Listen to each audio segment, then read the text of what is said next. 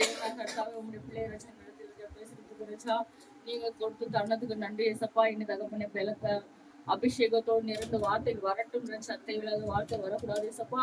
அதே போல போது வராதோடைய நீங்க ரச்சா தகப்பனை என் மூலம் பேசுவீராக. அதே போல என்னோட பேசுங்க பேசுறது ரச்சா. இன்னும் இருக்கும்படி பேசுங்க ரச்சா. தகப்பனே சோத்திரம் நன்றி ஏசப்பா. இது நான் வந்து எடுத்திருக்க தலைப்பு என்னன்னா கருணா பயம். நம்ம வந்து ஒரு பயம் இருக்கக்கூடாது. ஏன்னா வசனம் சொல்லுன்னா என்னோட நான் கர்த்தரை தேடினேன், அவர் எனக்கு செவி கொடுத்து நீங்க எல்லா பயத்துக்கும் நீங்களா விட்டா. அப்ப வந்து ஆண்டு தேடுற பிள்ளைகளுக்கு ஒருபோதும் பயம் இருக்காது. அடுத்து வந்து சங்கீதம் 114:11 சொல்லி பாருங்க. 114:11 இல்லையா? 114 இல்லையா? 11 இல்ல இல்லையா? 13 சங்கீதம் 114 அது 11-14 இல்லையா? சரி ஓகே. சரி 2 கொரிந்தியர் 6:14 வாசிங்க. 115:11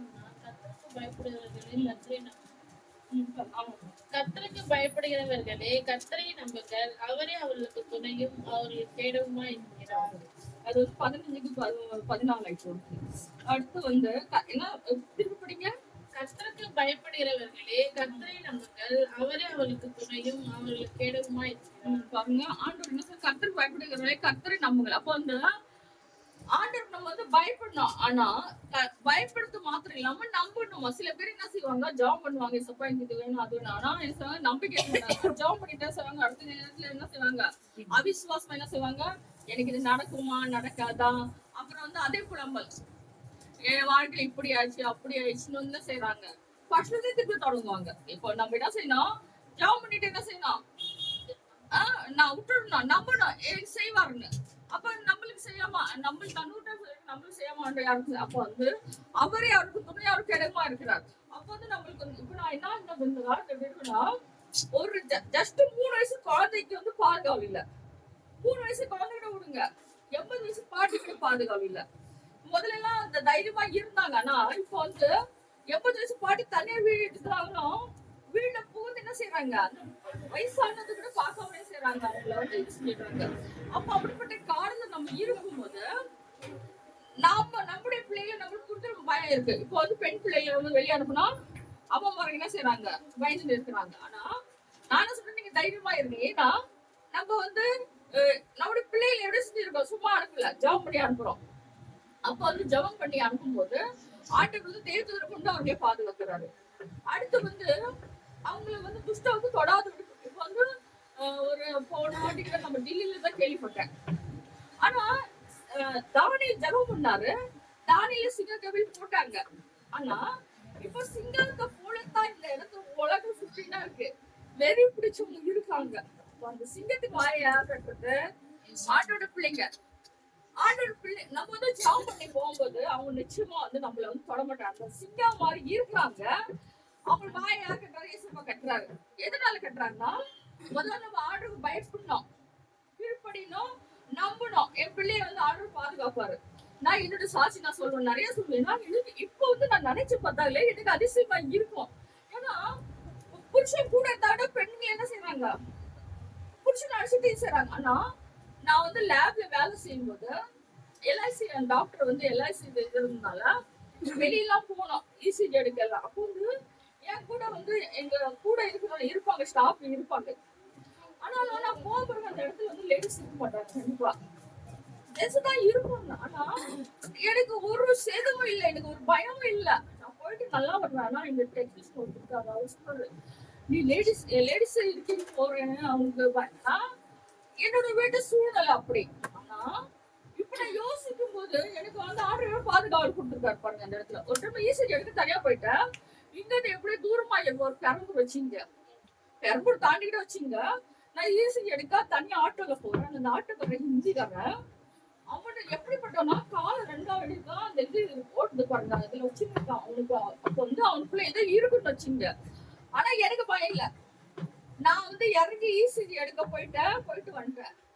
ஆனா எனக்கு வந்து அவனை அவனை என்னால தொட முடியாது. ஏன் தொட முடியலன்னா நான் ஆர்டர் நான் எங்க அம்மா வந்து நம்ம எல்லாருக்கும் என்ன சொல்றேன்னா தாயுடைய ஜபம் கண்டிப்பா பிள்ளைகளுக்கு அவசியம். தாயுடைய ஜபம் பாதுகாவல்.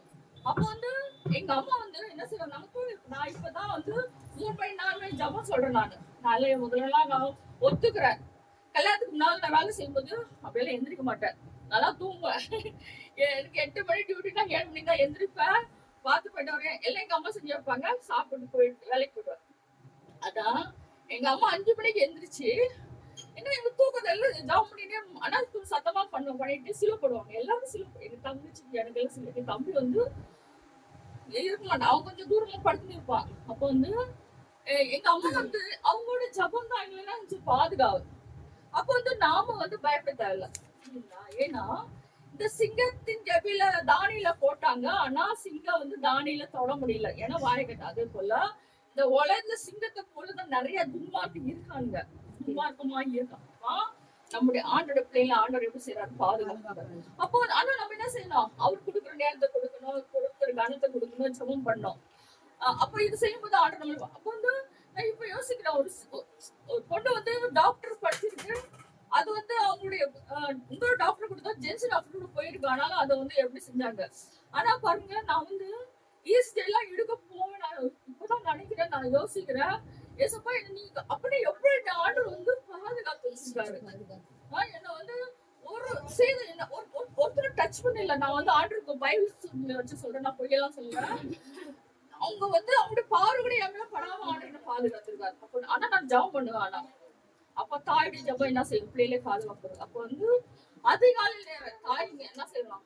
அப்ப வந்து நிச்சயமா ஆண்டவர் வந்து உங்களுடைய பிள்ளைய ஆசீர்வதித்து என்ன செய்வாரு? 115 ஆமாமா அதை சொல்லியாச்சு.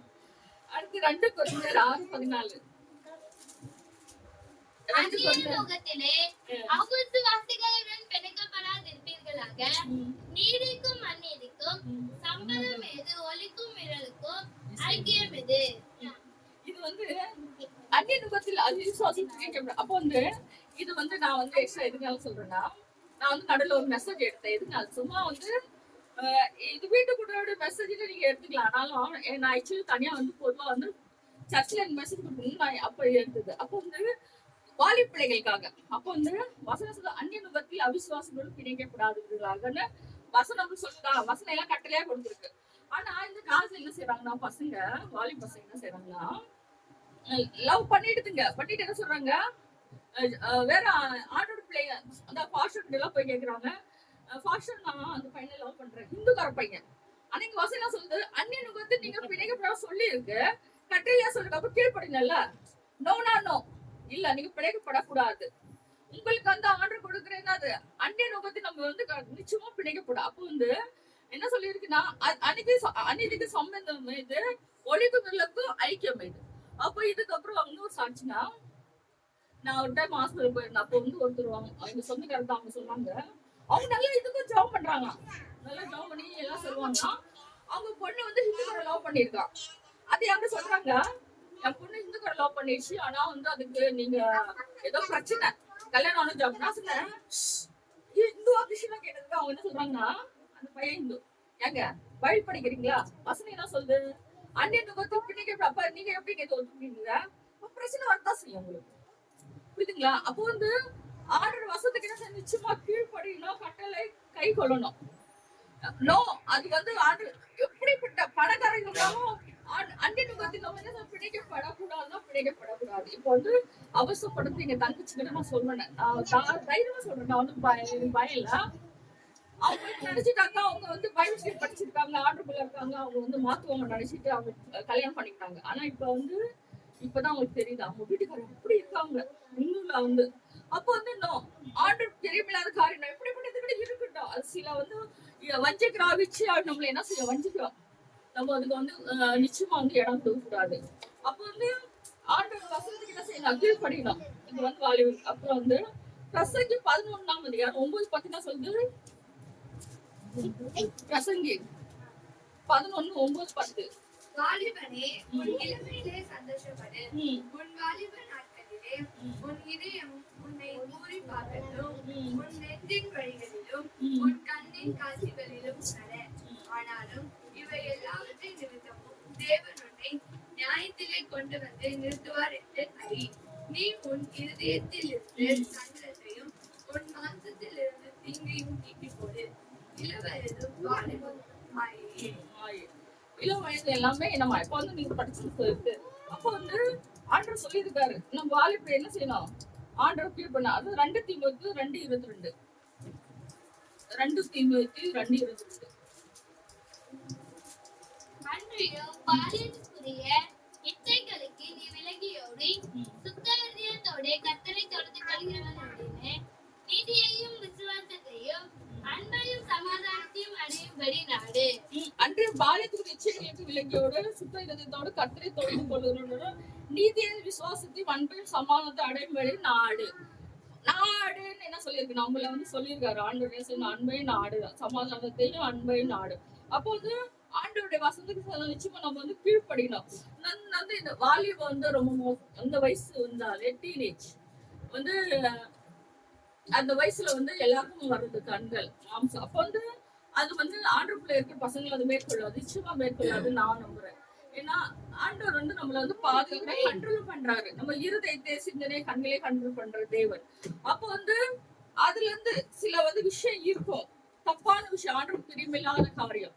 இப்ப வாலி பசங்க நான் பாக்குறேன் 13-14 வயசு பசங்களே கஞ்சா தண்ணி அப்படி என்ன சொல்றாங்க, இந்த ஹார்ஸ் எல்லாம் போடுதுங்க. எங்க வீட்டாண்டி இருக்காங்க பசங்க. ஏன்னா 13 வயசு 14 வயசு பசங்க. முதல்ல எல்லாம் கொஞ்சம் பெருசா இருப்பாங்க நினைக்கிறேன், 25 26 சொல்லுவாங்க. இப்ப பாருங்க 13 வயசு ஸ்கூல் பசங்க. டிவில பார்த்தேன், செல்ல பார்த்தேன், பொண்ணுங்க வந்து வச்சு என்ன இது. அப்ப வந்து அப்புறம் நம்ம வந்து இந்த காலத்துல போயிருக்கோம். அப்ப நம்ம பிள்ளைகளை வந்து பாதுகாப்பு ஆண்டவர் தான் பாதுகாப்பாரு. ஆண்டவர் பிள்ளைங்களுக்கு அந்த வழிக்கெல்லாம் போக விட மாட்டாரு நிச்சயமா. அதுக்கப்புறம் 2:22 படிச்சா 2 தீமோத்தேயு படிச்சிட்டீங்களா? சரி சரி சரி. அப்புறம் யாத்திராகமம் 20:12. யாத்திராகமம் 20:12. உன் தேவனாகிய கர்த்தரோடு கொடுக்கிற தேசத்திலே உன் நாட்கள் நீடி திரும்பதென்றும் தகப்பனையும் உன் தாயும் பலப்படுவாயாக. ஆமென். இந்த வேலையில முக்கியமா நம்ம அம்மா அப்பா என்ன கனம் பண்ணுவாங்க. உன் தேவனாய் கர்த்தர் உனக்கு கொடுக்கிற தேசத்து உன் நாட்கள் நீடிக்கிறது உன் தகப்பனின் தாயும் கனம் பண்ணுவாங்க. நமக்கு இப்ப வந்து எனக்கெல்லாம் தெரியும் அருமை, அம்மா அப்பா இல்லைன்னா என்ன அருமை எனக்கு தெரியும். ஏன்னா வந்து அம்மா நம்மளுக்கு என்ன செய்யறாங்க, எப்படி கூட இருந்தாலும் அவங்க என்ன செய்யறாங்க, நம்மளுக்கு வந்து ஜெபம் பண்றாங்க. நம்மளுக்கு வந்து அவங்களுக்கு வந்து நம்ம வயசான கூட அம்மா அப்பாவுக்கு எப்படி நம்ம பிள்ளைங்க சின்ன குழந்தைங்க மாதிரி தான். இப்ப நான் ஒரு டைம் எங்க அம்மாவுக்கு இருக்குன்னு சொல்றேன், வயிறு வலிக்குது ஒரு டைம் போன் பண்ணிட்டான். அந்த ரிப்பீட் வந்து 3 நாள் தொடரும். வயிறு வலி, ஏமா எனக்கு வயிறு வலி போய் 3 நாள் அவன் சும்மா பண்றேன்னு எங்க அம்மா உனக்கு கேட்பேன். ஆனா பாருங்க அதெல்லாம் அன்பு. அதனால வந்து அம்மா அப்பா இருக்கும்போது அவங்களுக்கு நம்ம பராமரித்து பாகணும், நல்லா செய்யணும். ஏன்னா அவங்க நம்மள பெற்று எடுத்து வளர்த்து கொண்டு வந்திருக்காங்க. அவங்கள நம்ம வந்து பாதுகாக்கணும், நல்லா செய்யணும். அவங்களுக்கு நம்மளால பிடிச்சதுக்கு எல்லாம் செய்யணும், அவங்களை சந்தோஷமா வச்சுக்கணும். அப்போ வந்து தாய் தகப்பன் வந்து சந்தோஷமா இருந்தா நமக்கு நல்லா சந்தோஷமா இருக்கும். அடுத்து 1 தீமோத்தேயு 4:12. 1 தீமோத்தேயு 4:12. உன் இளமையை குறித்து ஒருவனும் உன்னை அசட்டை பண்ணாதபடிக்கு நீ வார்த்தையிலும் நடத்தையிலும் அன்பிலும் ஆவியிலும் விசுவாசத்திலும் நட்பிலும் விசுவாசிகளுக்கு மாதிரியாய் இரு. பாருங்க, இப்ப நம்ம சர்ச்சுக்கு வர வச்சுங்க, ஒரு பெண்கள் வந்து நம்ம உடைய வந்து எப்படி இருக்குமா, ஏற்றுதான் இருக்கணும். இப்ப நம்மள வந்து நம்ம 7ஆம் தானே ட்ரெஸ் பண்ணி போட்டா கேவலம் வந்து ட்ரெஸ்ல கூட நம்ம வந்து கரெக்டா இருக்கணுமா. நம்ம வந்து ஏதோ ஒரு ட்ரெஸ் போட்டு இப்ப நம்ம வந்து பாக்குறவங்க வந்து எல்லாரும் பரிசுத்தமா இருக்குன்னு சொல்ல முடியாது. ஆலயத்துல எல்லாரும் பரிசுத்தமா அப்படி இருப்பாங்களா? இல்ல. அப்ப வந்து பாக்குறவங்க சில பேர் வந்து கண்கள் வந்து சரியா இருக்காது. அதனால நம்ம என்ன செய்யணும், நம்ம உன் இளமை குறித்து ஒரு உன்னை அசைவு பண்ணாதே, நீ வார்த்தையும் நடைக்கிலும் அன்பிலும் ஆவியிலும் விசுவாசத்திலும் கற்பிலும் விசுவாசிலுக்கு மாதிரி ஆயிடும். அப்ப நம்ம என்ன செய்யணும், நம்மளை பார்த்து சொல்லணும், இந்த பொண்ணு மாதிரி இல்ல, யாரும் வரமாட்டேன், இந்த பொண்ணுக்கு கீழ்படி, இந்த பொண்ணு ஜாப் பண்ணு, நல்லா இருக்கு, எப்படி இருக்கு பாருங்க, நம்மளை பத்தி சாட்சி சொல்லணும். அப்ப வந்து ஆர்டர் நாம மயப்படும். அடுத்து வந்து பாருங்க பிலிப்பியர் 4:4 அதிகாரம் 6-7 படிங்க. பிலிப்பியர் 4. பிலிப்பியர் 4 அதிகாரம் 6-7. நீங்கள் ஒன்றுக்கும் கவலைப்படாமல் எல்லாவற்றையும் குறித்து உங்கள் விண்ணப்பங்களை சோதனையோடு கூடிய ஜெபத்தின் ஜெபத்தினாலும் வேண்டுதலினாலும் தேவனுக்கு தெரியப்படுத்துங்கள். அப்பொழுது எல்லா புத்திக்கும் மேலான தேவ சமாதானம் உங்கள் இதயங்களை உங்கள் சிந்தைகளையும் கிறிஸ்தியத்துக்குள்ளாக காத்துக் கொள்ளும். அவன் பாருங்க, நம்ம வந்து நான் இப்பதான் சொன்னேன் வந்து நிறைய நமக்கு பயம் இருக்கானா, நீங்கள் ஒன்றுக்கும் கவலைப்படாம ஆண்டவர் நம்மள என்ன செய்யறாங்க, தைரியமா இருக்க சொல்லியிருக்காரு. நீங்க ஒன்றும் கவலைப்படாம எல்லாருக்கும் உங்கள் விண்ணப்பங்களை சோத்துறதுக்குரிய ஜபத்தினாலும் வேண்டுதனாலும் தேவனுக்கு தெரியப்படுத்துங்கள். அப்பொழுது தேவனுக்கு தெரியப்படுத்தும் போதுதான், தெரியப்படுத்தாம போது ஆண்டவர் அப்பொழுது எல்லா புத்திக்கும் மேலான தேவசம் உங்கள் இதயங்களையும் உங்கள் சிந்தைகளையும் கிறிஸ்துவுக்குள்ளாக காத்துக்கொள்ளும். அப்ப வந்து ஆண்டவருக்கு என்ன செய்யணும், முதலாவது நம்ம என்ன செய்யணும், எதுக்கு முதலாவது கவலைப்படக்கூடாது சொல்லியிருக்காரு. கவலை வராம இல்லாம இருக்க முடியாது நானே சொல்றேன். ஆனா அந்த கவலை வந்தா எசப்பா சோத்திரம் வர எனக்கு இல்ல நான் சொல்ல, பிரச்சனை எல்லாம் இங்க இருக்கு இல்லன்னு சொல்ல. ஆனா நானும் சொல்ல, அதுக்கு அடுத்து நான் சொல்லி சோத்திர பலி எடுப்பேன். அப்ப சோத்திர பலி எடுத்து கொஞ்சம் ஓரளவுக்கு எனக்கு அமைதியா இருக்கும். உங்களுக்கு எப்படியோ என்னுடைய இருந்தா சாட்சி சொல்றேன், புரியுதுங்களா? அதுக்கப்புறம் நான் கொஞ்ச நேரம் பயப்படுப்பேன், மனசுல ஜாமி எசப்பா இந்த பிரச்சனை எல்லாம் மாற்றி போடுங்க எசப்பா. ஆண்டவர் வந்து செய்யறாரு, எனக்கு நிறைய செய்யறாரு ஆண்டவர் வந்து. அவரால் தான் இந்த உலகத்துல நான் இருக்கேன். சங்கீதம் 119:9 சங்கீதம் 119:9 வழியை எதனால் சுத்தம் பண்ணுவான், வசனத்தின்படி உன்னை காத்துக் கொள்கிறோம். அப்ப வந்து வசனம் படிக்கும் போது என்ன செய்யும், வாலிபன் தன் வழி எதனா சுத்தம் பண்ணுவான், வசனத்தின் வழி தன்னை காத்து கொடுக்கிறதுனாலே. அப்போ வாலிபன் என்ன செய்யணும், வசனத்தை வந்து செய்யணும், படிக்கிறது மாத்திரம் இல்லாம தியானிக்கணும். அப்போ வந்து தியானிக்கும் போது நம்ம ஒரு தப்பான விஷயத்த நம்ம செய்யறோம் வச்சுன்னா, வசனம் என்ன செய்யணும், நம்ம கூட பேசும். இந்த வசனம் என்ன பேசும்போது நம்ம என்ன செய்யலாம், அந்த வழியில நம்ம என்ன செய்யலாம், போகாம நம்மள வந்து ஆண்டவர் காத்துக் கொள்வாரு. அடுத்து பாருங்க, நான் என்ன சொன்னேன், இப்ப வந்து வாலிபர் அப்ப புரியுதுங்களா? அப்ப வந்து அப்பாவுக்கு வந்து 2 பிள்ளைங்க. நான் இப்ப ஒரு கதை மட்டும் சொல்லிட்டு முடிச்சுட்டேன். ஒரு கதை மட்டும் சொல்லி முடிச்சுட்டேன். ஒரு அப்பாவுக்கு 2 பசங்க இருந்தாங்க. எதனால சொல்றேன்னா, வாலி பசங்க. அப்ப வந்து அந்த பசங்க நல்லா தான் இருந்தாங்க. ஒரு 18 வயசு வந்துருச்சுங்க. அப்பா கூட பேசி கேட்டுதான் இருந்தாங்க. அடுத்தது பசங்க என்ன செஞ்சுச்சுன்னா, ஸ்கூலு ஃப்ரெண்டுக்கு கூட அப்பா நாங்க போனோம், அவங்க வந்து கெட்டவங்க, அவங்க ரசிக்க போடல, இந்த பசங்க ரசிக்க. அதான் சொல்றேன், அண்ணின் நுகத்தில் பிடிக்கப்படாத சொல்லியிருக்கேன்னா. அப்போ வந்து ஃப்ரெண்ட்ஷிப் இருக்கணும், ஆனா நம்மள என்ன செய்யணும் வந்து ரொம்ப வந்து தப்பான ஃப்ரெண்டு கூட எல்லாம் நம்ம போய் என்ன செய்யணும், அவங்க கூட எல்லாம் பழகக்கூடாது. அப்போ வந்து இந்த பசங்க என்ன ஆச்சு, உலக பிரபல ஃப்ரெண்டுங்க அதுக்கெல்லாம் பார்ட்டி பண்ணுங்க எல்லாம் செய்யும். அப்போ வந்து அப்பா என்ன சொன்னாரு, இல்ல பண்ணி போக கூடாதுப்பா அந்த இடத்துக்கு எல்லாம். இல்லப்பா நான் போயிட்டு, ஏன்னா கிறிஸ்தவங்களா போயிட்டு அந்த பசங்களுக்கு சூழ்ச்சி சொல்லுவாங்களா, சூழ்ச்சி சொல்லி அதெல்லாம் ரசிக்க வந்து நல்லா வந்து அதுக்கு வந்து தனிப்பட்ட வந்து கிருபை இருக்கணும். அதுக்கப்புறம் வந்து எதிர்க்கிறவங்க ஏத்துக்கணும் ஆண்டவர். அப்ப வந்து இல்லப்பா நம்ம போனா நாங்க வந்து அதுல வந்து இருக்க மாட்டோம், அது சேர மாட்டோம், மட்டும் போயிட்டு வரோம். அப்பா சொன்னாரு, சரி போ. அடுப்பாண்ட போயிட்டு ஒரு கறி துண்டு எடுத்துவாரு. அடுப்பாண்ட போயிட்டு ஒரு கறி துண்டு எடுத்து வர்றாரு. பசங்க அந்த பையன் கறி துண்டு எடுத்து வரான். அப்ப அந்த கறி எடுக்கும் போது அந்த சாம்பல் எல்லாம் ட்ரெஸ்ல படுது, கையிலயும் கறித்தூள் படுது. அப்ப அப்பா சொல்றாரு, நீ கறித்தூள் எடுத்துட்டு கையில எடுத்துட்டு வந்தப்பா பட்டுச்சு. அதே மாதிரிதான் நீ அந்த ஃப்ரெண்ட கூட போனா, அந்த ஃப்ரெண்டுக்குள்ள கெட்ட கூட என்ன நீ செய்ய மாட்டா, ஆனா அது என்ன செய்யணும்னா போடா. அப்போ ட்ரெஸ்ல எல்லாம் பட்டிருக்கு சாம்பல் பார்த்துட்டு. அதனாலதான் சொல்றேன். அதுக்கப்புறம் அந்த பசங்க போகல. அப்போ வந்து நிறைய பேர் ஒரே ஒரு மட்டும் சொல்லிட்டு முடிச்சுன்னா, நிறைய பேர் என்ன செய்யணும் தப்புனா, அந்நியத்துக்கு பிடிக்கப்படாதுன்னு சொன்னேன்ல. நான் இப்ப என்ன செய்வாங்கன்னா, நானும் நல்லா ஜாப் பண்றேன், அபிஷேகத்தோட இருக்கேன், நான் வந்து இந்துக்காரனை கல்யாணம் பண்ணா நான் மாத்திரன்னு சொல்றாங்க. ஆனா அவங்க என்ன செய்ய மாத்த முடியல, போய் கஷ்டப்பட்டு போயிடுறாங்க. அப்போ வந்து நம்மளுடைய பிள்ளைகளை வந்து நம்ம என்ன செய்யணும், வசனம் சொல்லுது, அதுக்கு என்ன செய்யணும், நம்ம கீழ் பண்ணி தெரிஞ்சவங்க என்ன செய்யணும்.